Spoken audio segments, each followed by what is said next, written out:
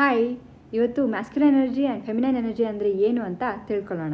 First of all, masculine energy ಅಂದರೆ ಹುಡುಗರಲ್ಲಿ ಮಾತ್ರ ಇರಬೇಕು, ಫೆಮಿನೈನ್ ಎನರ್ಜಿ ಅಂದರೆ ಹುಡುಗಿರಲ್ಲಿ ಮಾತ್ರ ಇರಬೇಕು ಅಂತೇನಿಲ್ಲ. ಎರಡು ಕ್ವಾಲಿಟೀಸಲ್ಲೂ ಇಬ್ಬರಲ್ಲೂ ಇರುತ್ತೆ.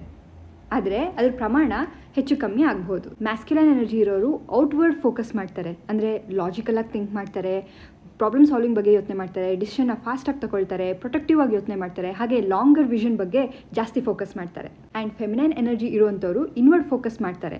ಅವರು ತುಂಬ ಅರ್ಥ ಮಾಡ್ಕೊಳ್ತಾರೆ, ಮಿಂಗಲ್ ಆಗ್ತಾರೆ, ಅವ್ರ ಇಂಟ್ಯೂಷನ್ ಮೇಲೆ ಡಿಸಿಷನ್ ತಗೊಳ್ತಾರೆ, ಹಾಗೆ ಅವರು ಕ್ರಿಯೇಟಿವ್ ಆಗಿರ್ತಾರೆ, ಅವ್ರ ಇಮ್ಯಾಜಿನೇಷನ್ ಸ್ಟ್ರಾಂಗ್ ಆಗಿರುತ್ತೆ, ಹಾಗೆ ಇವಾಗಿನ ಬಗ್ಗೆ ಅವ್ರು ಫೋಕಸ್ ಮಾಡ್ತಾರೆ.